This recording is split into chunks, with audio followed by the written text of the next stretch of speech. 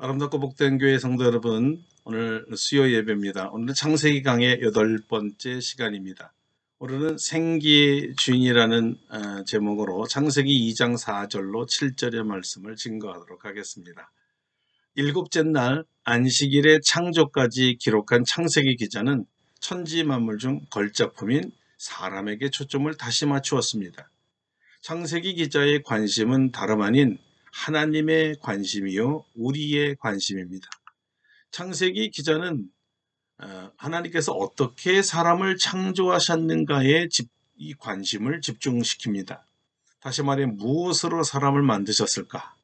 사람이 산다는 것은 무엇인가? 목숨이란 무엇인가? 이런 질문을 한 것입니다. 그 답은 물론 하나님의 계시를 통해 얻었습니다. 창세기 기자가 물었을 것이고 하나님께서 대답하셨습니다. 우리는 창세기의 저자가 모세라고 믿는데요. 그렇다면 아주 놀라운 사실을 발견합니다. 모세라는 사람은 최초의 사람 아담과 이브, 이 성경의 중심이었던 이 인물들 이후에 아브라함을 거쳐서 그 후에 애굽의 노예가 된 지 약 400년이 지난 후에 태어난 사람이라는 점입니다. 그러니까 창조 후 적어도 2000여 년이 지난 후의 사람이란 말입니다. 이스라엘이란 민족이 생기고 애굽에서 종살이 했을 때 이스라엘을 출애굽시킨 후 시내산에서 창조주 하나님, 스스로 계신 하나님, 즉 여호와 하나님을 직접 만나게 됩니다. 그리고 하나님은 선택한 백성 이스라엘을 애굽에서 구원하신 구원자 하나님이심을 알게 되지요. 구원자이신 하나님, 홍해를 가르신 전능하신 하나님과의 만남 이후 모세는 이 세상이 어떻게 창조되었는가와 그 중에서도 사람이 어떻게 창조되었는가를 알게 되었습니다. 모세는 하나님을 만난 이후에 하나님의 최고 관심을 알게 된 것입니다. 하나님의 최고 관심은 무엇일까요? 자기 백성이었습니다. 자기 형상을 닮아 창조된 하나님의 자녀들입니다. 그 자녀를 구원하기 위해서 어떤 희생도 치르는 사랑의 하나님이심을 알게 되었습니다. 그래서 구원으로부터 시작해서 시간을 거슬러 올라가 창조에 이르는 관심의 이동을 갖게 된 것입니다. 결국 사람이 하나님의 최고 관심이었고 그 사람의 생명이 더 큰 관심이었음을 깨닫게 된 것입니다. 모세도 역시 하나님이 창조한 사람의 시작은 무엇이며 그 끝은 무엇인가에 관심을 가졌다는 말입니다. 무엇보다도 하나님의 형상을 닮은 인간이 가진 최고의 특징은 하나님과의 영원한 사귐이었습니다. 우리가 말하는 영생이지요. 영원한 생명 말입니다. 하나님은 어떻게 자기를 닮아 보시기에 심히 좋은 사람과 영원토록 함께 사실 수 있었겠습니까? 그 첫 번째 대답이 하나님께서 생명을 주시는 하나님이다라는 사실입니다. 다시 말하면 하나님께서 사람에게 생명을 주셨다는 명확한 명제이지요. 자, 7절을 보겠습니다. 여호와 하나님이 땅의 흙으로 사람을 지으시고 생기를 그 코에 풀어놓으시니 생명이 된지라. 모세는 여기서 처음으로 하나님의 이름을 소개합니다. 하나님의 이름이 무엇입니까? 여호와입니다. 바로 시내산에서 하나님을 만나고 스스로 계신 하나님, 스스로 자기를 계시하신 하나님이셨습니다. 여호와 하나님은 스스로 계신 분, 즉 창조주란 뜻입니다. 전능자시지요. 생명과 사망의 주관자이십니다. 사람을 만드신 분이십니다. 사람이 살아서 움직이게 하시고 생각하게 하시고 말하게 하시고 관계를 갖게 하신 분이십니다. 하나님이 누구신지 모세에게 먼저 찾아와 주셨고 먼저 자신을 알려주셨습니다. 여러분, 이것이 무엇을 의미하시는지 아십니까? 이것이 바로 우리가 하나님을 아는 방법이기도 하다고 성경이 말해주는 선언입니다. 모세에게 찾아오신 것처럼 하나님께서 먼저 우리를 찾아오십니다. 우리를 만나주시고 먼저 자신을 알려주시고 믿음을 주셔서 하나님을 주님으로 영접하게 하시고 그분과 함께 살게 하십니다. 모든 것을 하나님의 주권 속에서 스스로 이루어 가시는 분이십니다. 성경은 일관성 있게 우리를 먼저 찾아오시는 하나님을 소개하고 있습니다. 구약과 신약 전체를 통해서 보면 언제나 먼저 하나님께서 사람을 찾아오십니다. 여러분이 아는 모든 분들 말합니다. 예를 들면 아담, 에녹, 노아, 아브라함, 모세, 사무엘, 다윗, 이사야, 예레미야 등등 너무 많아서 셀 수가 없지요. 그리고 보십시오. 신약에서 예수님도 공생애를 시작하시면서 항상 먼저 사람을 찾아가시잖아요. 시몬, 베드로, 안드레, 빌립, 마태, 삭개오, 사마리아 우물가의 여인, 베스다 연못의 환자, 그리고 나중에 사울이라 불리는 바울. 끝이 없지요. 무엇을 말합니까? 그 후에 모든 그리스도인들을 다 먼저 찾아오셨다는 뜻이며 우리도 먼저 주님께서 찾아오셨지요. 하나님께서는 항상 먼저 우리를 찾아오십니다. 그리고 그 절정적 약속이 요한계시록 3장 20절입니다. 볼지어다 내가 문 밖에 서서 두드리노니 누구든지 내 음성을 듣고 문을 열면 내가 그에게로 들어가 그와 더불어 먹고 그는 나와 더불어 먹으리라. 지금도 누군가를 찾아가시고 먼저 문을 두드리시고 지금도 우리를 부르시고 계시지요. 그 누군가가 저와 여러분이 되기를 축원합니다. 자, 이제 다시 창세기 본문으로 돌아가 보죠. 하나님께서는 우리를 땅의 흙으로 만드셨습니다. 우리의 재질은 바로 흙입니다. 흙은 사실 먼지나 티끌을 말합니다. 티끌이라는 것은 하찮은 존재 또는 너무 흔해서 무가치한 존재라는 뜻입니다. 하나님이 사람을 지으실 때 흙으로 지으신 이유가, 이 티끌로 지으신 이유가 하나님 앞에 겸손케 하기 위해서입니다. 여러분, 우리가 하나님 앞에 겸손해야 될 이유가 있습니다. 우리가 어떻게 만들어졌는가를 생각하면 저절로 겸손해질 수밖에 없거든요. 사람이 흙으로 왔다가 흙으로 돌아가도록 되었다는 것은 더욱 사람을 겸손하게 만듭니다. 그의 생명이 자기에게 있지 않고 사람을 흙으로 만드신 하나님께 있다는 절대 진리입니다. 우리는 스스로 존재하지 못하고 존재할 수도 없습니다. 이 세상에 나올 때 하나님께서 보내셔야 나옵니다. 누구도 스스로 나오고 싶은 시간과 장소에 나올 수 없습니다. 누구의 부모 밑에 태어나고 싶다고 해서 태어나지도 못합니다. 자기 임의대로 어떤 성격으로 태어나고 어떤 피부색에 어떤 키에 어떤 몸무게에 태어나지 못합니다. 만들어주시는 분의 의도에 따라 만들어져 나옵니다. 절대적으로 하나님 의존적으로 만들어지는 것이죠. 흙으로 도자기를 만드는 도공과 연관해서 한번 생각해 봅시다. 도공에 의해 물을 붓고 형체와 모양을 만들고 도가니에 넣어서 적당한 온도에 구워야 자기의 모양을 갖게 됩니다. 그 도자기의 사용 목적은 철저히 도공에게 달려 있습니다. 그 도자기는 철저히 도공의 즐거움입니다. 무엇으로 사용되든 도공은 그 창조 목적대로 도자기가 사용될 때에 만족합니다. 사람의 존재의 가치와 기쁨도 자기를 지으신 창조주의 목적대로 살 때에 가장 존귀해지죠.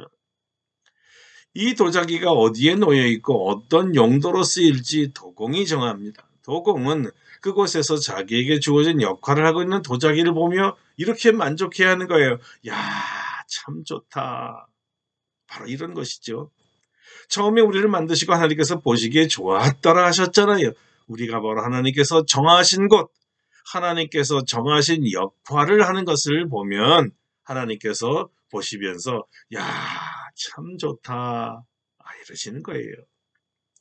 좀 더 흙에 대해서 생각해 보겠습니다. 흙이란 재질이 말하는 것은 부서지기 쉬운 성질을 가지고 있다는 것을 말합니다. 쉽게 깨어집니다.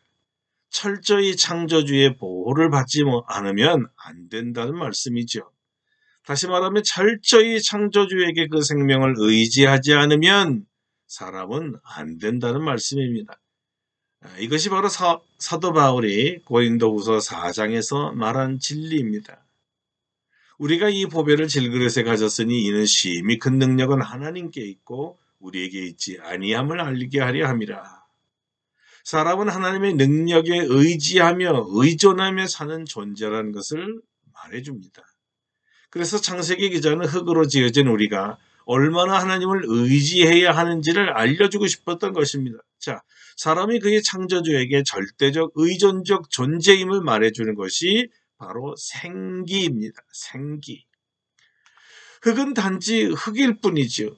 이 흙을 살아있는 존재, 다시 말해 생명이 되려면 살아있는 기운이 필요합니다. 생기는 살아있는 기운, 즉 호흡을 말하고 생명은 살아서 호흡하는 존재를 말합니다. 그러니까 사람이 살아서 호흡하는 존재가 되려면 생기가 필요합니다. 그런데 바로 이 생기를 불어넣는 분, 그래서 살아있는 존재로 만드시는 분이 바로 여호와 하나님이십니다. 자, 보세요. 호흡을 주시는 분, 사람으로 살아있게 하시는 분이 바로 하나님이란 말이죠. 쉽게 말하면 우리 생명의 주인이십니다. 생기의 주인이란 말이에요. 하나님이 우리 호흡을 이렇게 주시면 하나님이 주신 호흡 때문에 우리가 살고 하나님이 호흡을 걷어가시면 우리는 죽습니다.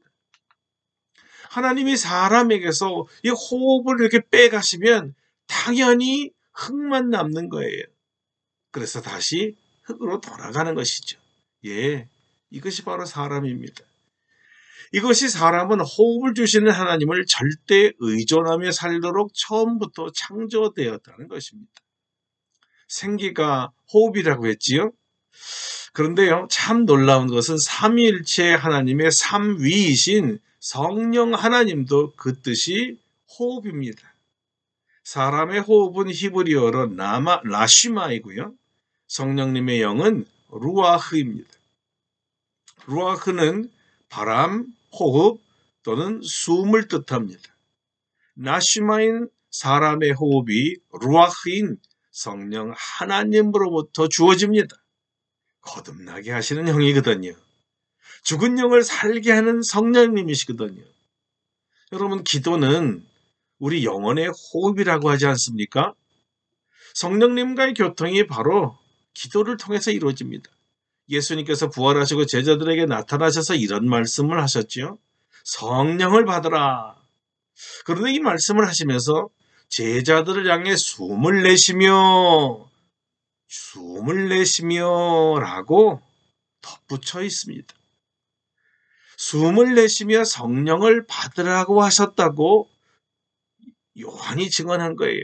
하나님의 숨, 하나님의 호흡인 성령을 받아야 성령의 사람이 되고 하나님의 사람답게 사는 것입니다.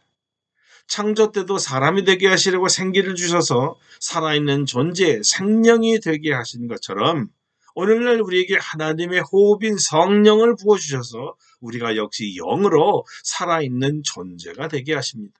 성령으로 충만해야 우리가 하나님의 뜻대로 살 수 있는 이유가 바로 여기에 있었던 것입니다. 성령 충만하지 않으면 마치 호흡을 하지 못해서 숨이 차 헐떡거리는 사람이 되지요. 여러분, 요즘에 팬데믹 시대에 산소가 얼마나 중요한지 아시죠? 산소가 있고 없고에 따라 살기도 하고 죽기도 합니다. 제 사랑하는 친구가 몇 달 전에 코로나로 죽었습니다. 마지막 통화를 했는데요. 그 친구가 제게 한 말은 병원에서 산소통을 분명히 자기에게 2개를 주었는데 미국에서 너무나 많이 늘어나니까 확진자가 늘어나니까 이들을 치료하기 위해서 산소통 하나를 줄였다 그래요. 그 다음에 바로 전화를 한 거예요.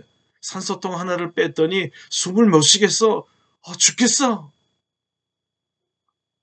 이 말을 남겼고요. 그러다 며칠 만에 하나님께로 돌아갔습니다. 산소, 이것이 생명이었습니다. 호흡이거든요.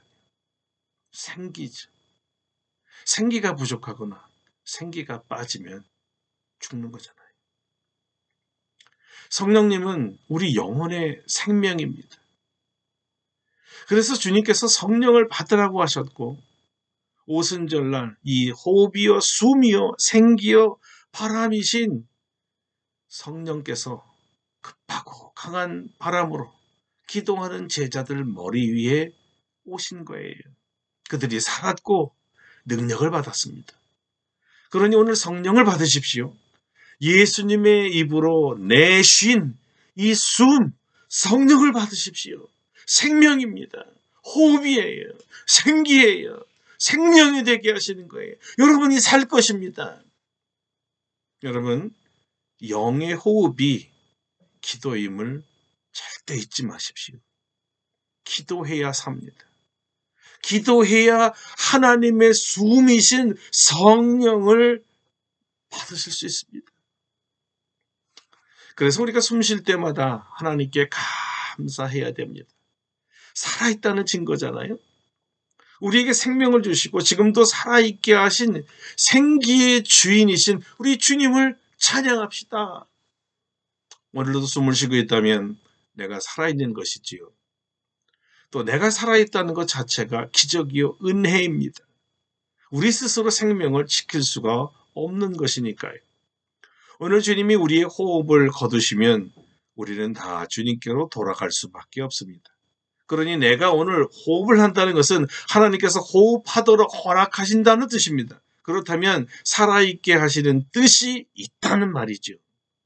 우리가 살아있어야 할 이유들이 있기에 호흡을 거두시 않으신다면 살아있도록 하신 생명의 주인께 물어봐야 합니다. 무엇을 해야 나의 창조주께서 나의 살아있음을 기뻐하시겠습니까?